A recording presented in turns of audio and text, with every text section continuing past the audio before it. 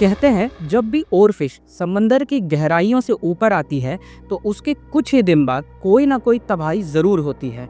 कभी सुनामी, कभी भूकंप और कभी दोनों। इसलिए लोग इसे डूम्सडे फिश भी कहते हैं और डूम्सडे का मतलब होता है प्रलय का दिन। जापान में इसे कहा जाता है युगो नो सुकाई, जिसका मतलब होता है messenger of C God.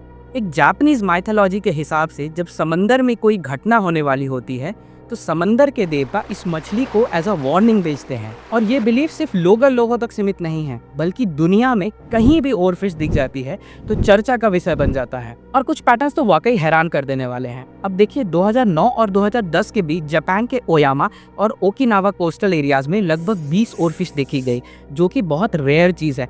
Normally एक भी फिश सरफेस पे दिख जाए तो न्यूज बन जाती है।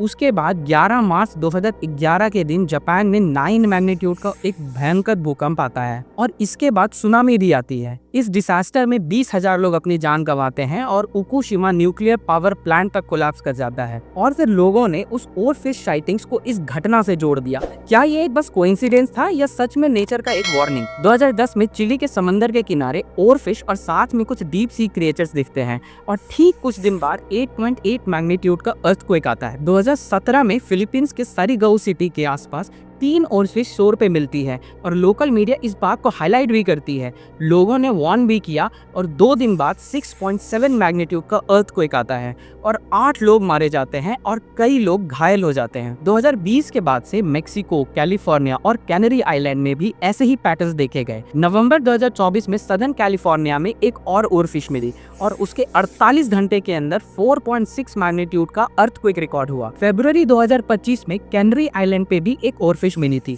वहां के एक्सपर्ट्स ने क्लियर कट बोला कि ये फिश के सरफेस पे आने का रीजन सिर्फ वेदर पैटर्न्स और ओशियन करेंट्स हो सकता है। उन्होंने किसी भी अर्थक्वेक या डिसास्टर के सिग्नल होने की बात को रिजेक्ट कर दिया, लेकिन पब्लिक परसेप्शन अलग था। फिर एग्जैक्टली एक महीने बाद 14 मार्च 2025 को स्पेन के नेशनल ज्योग्राफिक इंस्टीट्यूट ने सिर्फ 30 मिनट के अंदर 5 छोटे छोटे अर्थक्वेक्स रिकॉर्ड किए।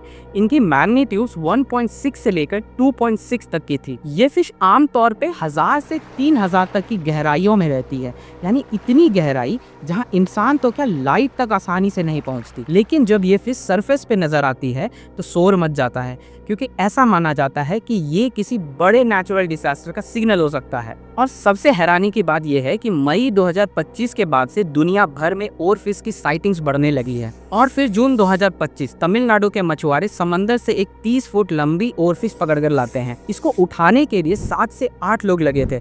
और कुछ दिन बाद ऑस्ट्रेलिया और न्यूजीलैंड के कोस्ट पे भी ओरफिश साइटिंग्स के रिपोर्ट्स आए। अगर आप 2024 के रिकॉर्ड्स देखें तो उस साल भी कैलिफोर्निया और नॉर्दर्न ऑस्ट्रेलिया में ओरफिश सरफेस पे देखी गई थी। ये दुनिया की सबसे लंबी बोनी फिश मानी जाती है।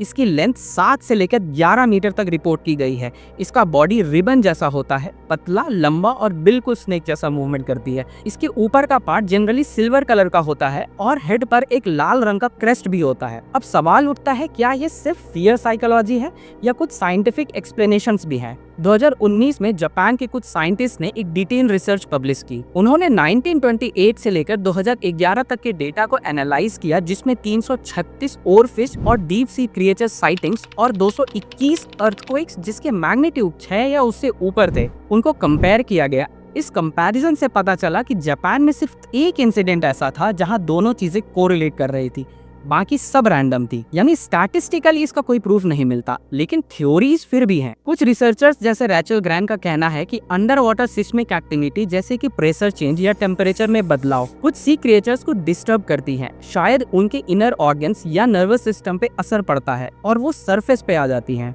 इसे सिस्मोलॉजिकल सेंसिटिविटी के नाम से भी जाना जाता है, पर ये बस थ्योरी है और कंक्लूसिव प्रूफ नहीं। जापान के इकोलॉजिकल सिस्मोलॉजिस्ट कियोशिरी कहते हैं कि डीप सी क्रिएचर्स कभी-कभी फॉल्ट लाइन की एक्टिविटी को फील कर लेते हैं, लेकिन इसका भी कोई ठोस प्रूफ अब तक नहीं मिला है। देखिए, जहां लोग एक तरफ ओरफिश को डूम्सडे या प्रलय का सिग्नल मानते हैं, वहीं साइंस कहता है कि ये सिर्फ एक कोइंसिडेंस है। फिर भी हर बार जब कोई ओरफिश शोर पे मिलती है, फियर वायरल हो जाता है।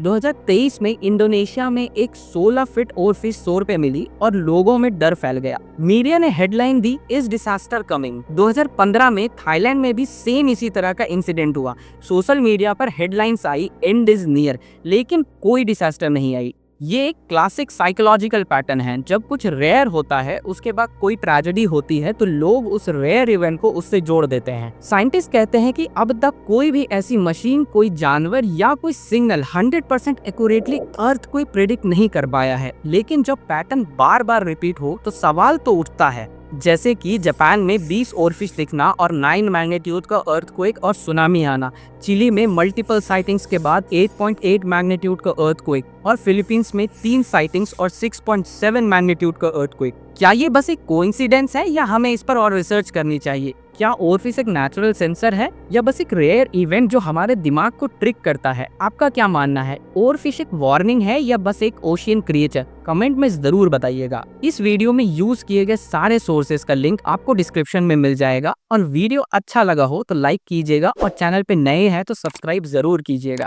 Keep exploring and thanks for watching.